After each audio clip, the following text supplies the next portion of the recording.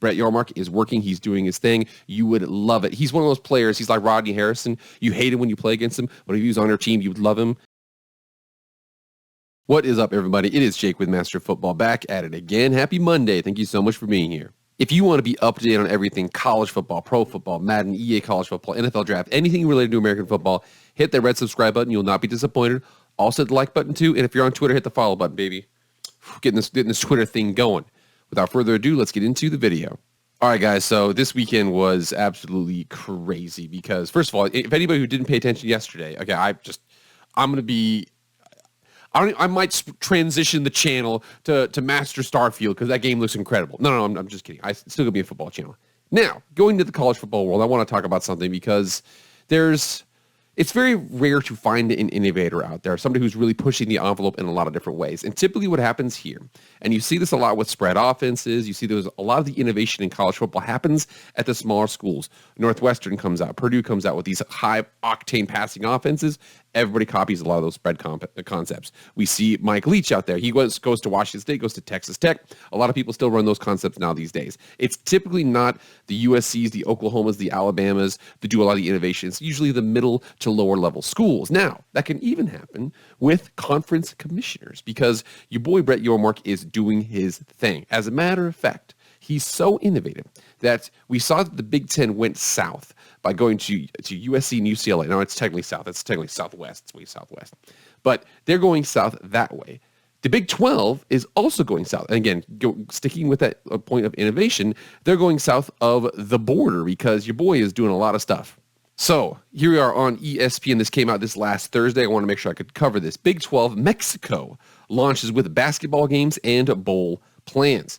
Come down here, we check this out. The Big 12 Conference is extending its reach into Mexico, announcing plans Thursday for men's and women's basketball games to be played in Mexico City late next year, while also exploring a possible football bowl game in Monterrey.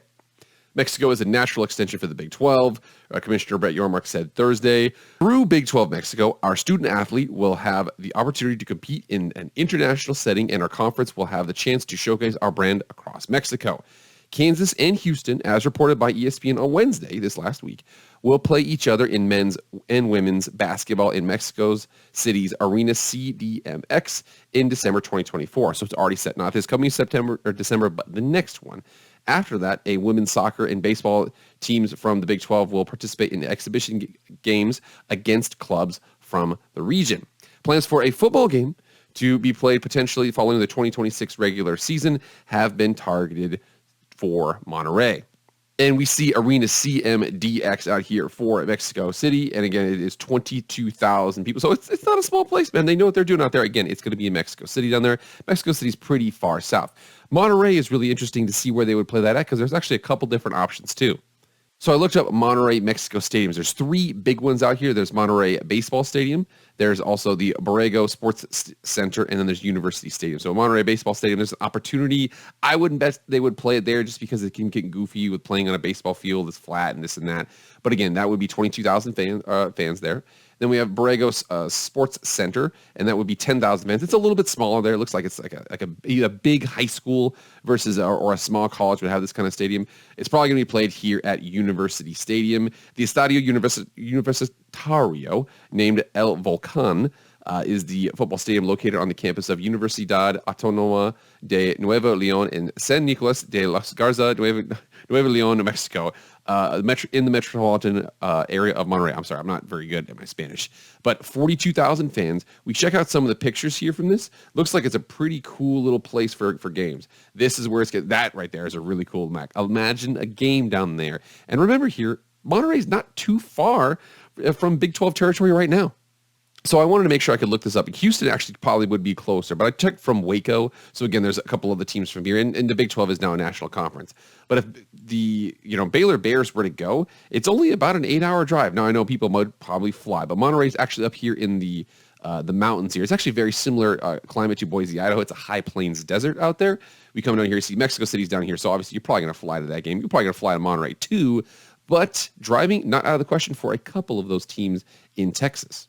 So he comes over here and continues on with his article. It says, Yormark expressed to the league's leadership that the Mexico initiative will help deliver a natural extension into a local footprint in Mexico and give Big 12 athletes the experience in competing in another country, sources told ESPN. In his first year as commissioner, he brokered a 6-year television extension with ESPN and Fox that has given this league stability and negotiated the early exit of Oklahoma and Texas in addition to that. And I'm not sure if this is confirmed or not, but he's been, let's just say, doing his thing with some of these hit reports out here. I don't know. I can't confirm. But I think a lot of this Oklahoma or Colorado and Arizona chatter is, how do I say, wishful thinking by them. But again, I still think Brett Yormark is doing amazing job here. Remember here, Big 12 Mexico being an innovator, we don't see the SEC do that. We're not seeing the Big 10 do that. So we're going this direction. I really love these moves that he's doing here. 5 current or future Big 12 campuses, Baylor, Houston, TCU, Texas, and Texas Tech, are located within 400 miles of Mexico. Oklahoma and Oklahoma State have campus extensions in Mexico. So again, I'm telling you, this is a natural place here. Again, we've seen very little international things just because there's state universities and international rules and blah, blah, blah. There's lots of complications there. I do think that with the expanded role of Mexico, also because of whatever the whole situation with us decoupling ourselves from China. Again, that was going to take years to do that, but I know that is something that's been happening there. Mexico is a natural trade partner. Mexico is going to be a really cool place, I think, in the next 30, 40 years. They do have some things they need to work on, obviously, some, let's just say, some safety concerns. But for the most part, I think that Mexico it's really going to be a good, option for people, and it's going to be a good, route. It's going to be a good resource center. I think that Mexico, it's an underutilized resource in conference in expansions, in professional sports, college sports, all that kind of stuff. Brett Yormark is doing a good job here. Remember here, like I said before, those mid-tier to lower-tier conferences and teams and players in an environment, they have to be the innovators there. He's doing it here. Remember here, the bowl game in Monterrey would be the second postseason one currently held outside of the United States, joining the Bahamas Bowl in Nassau. Historically, there have been others, including the now-defunct International Bowl in Toronto that held its final game in 2010. The Bacardi Bowl was also played in Havana, Cuba, periodically over the previous century. The league is still exploring business partners and the league pairing for the bowl game. I'm sure they'll find one. Brett Yormark is a very, very savvy media member. He's got connections. It's going to happen. And I'm telling you, he is absolutely leading the way in a lot of things here. I know that a lot of people are like, Big 12 Mexico, what the hell is that? It actually looks like it's coming into something that's pretty cool. We already know the Big 12 basketball brands are going to be huge draws. That game's going to sell out. The football game, again, it's within reason of people getting there. I don't know who the partner is going to be there, but it'll be a pretty cool to have a game in Mexico.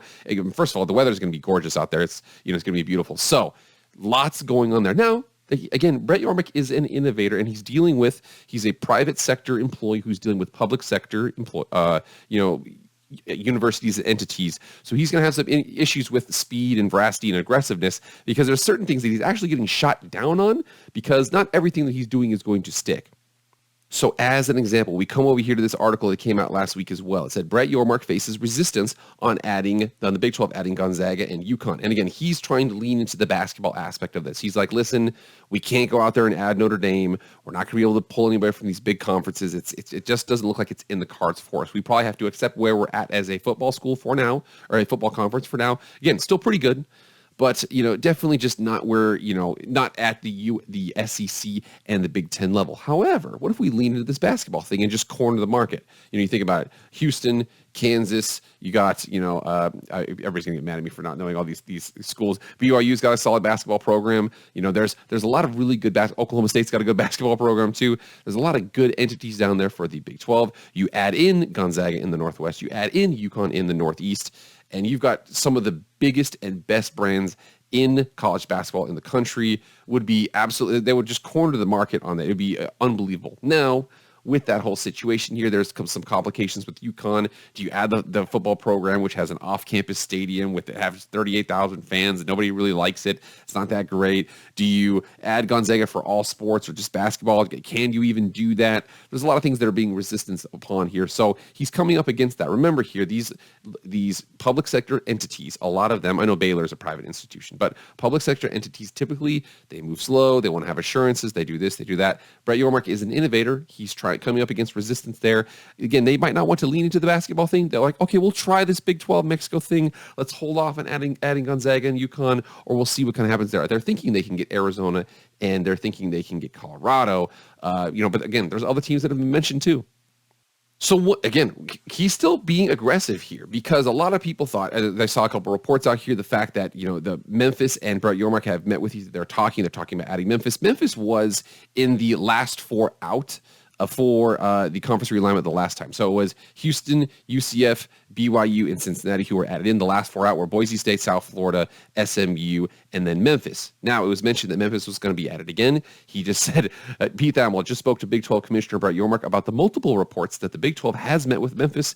He says, I've never met with anyone at Memphis about adding them to the Big 12, nor have I been on campus. So, big swing and a miss there.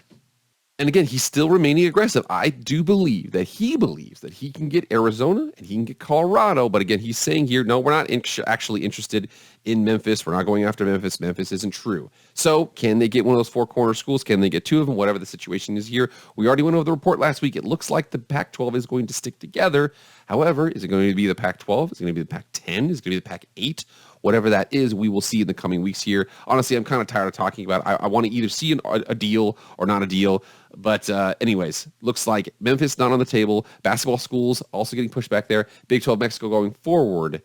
Brett Yormark is an innovator. He is doing his best to push things forward. I think in the same way that the Big Ten has been pushing the envelope in conference realignment because the SEC's got championships. They got big, fancy championships. They're doing their thing. So the SEC added Oklahoma and Texas, and they're like, whoa, Big Ten's like, what the heck's going on here? What are we going to do? We got to add USC, UCLA. That's thinking outside the box. Brett Yormark with the Big 12 has to think even farther outside the box. He doesn't have an entity or the entities that he can find that can help them compete with the SEC or with the Big 10. Notre Dame's not going to happen. Don't say it. So he's leading into basketball. He's leading into, let's partner up with Mexico. Let's try some things out there. Really like what he's doing. And again, they might not be the best, football brand in the world.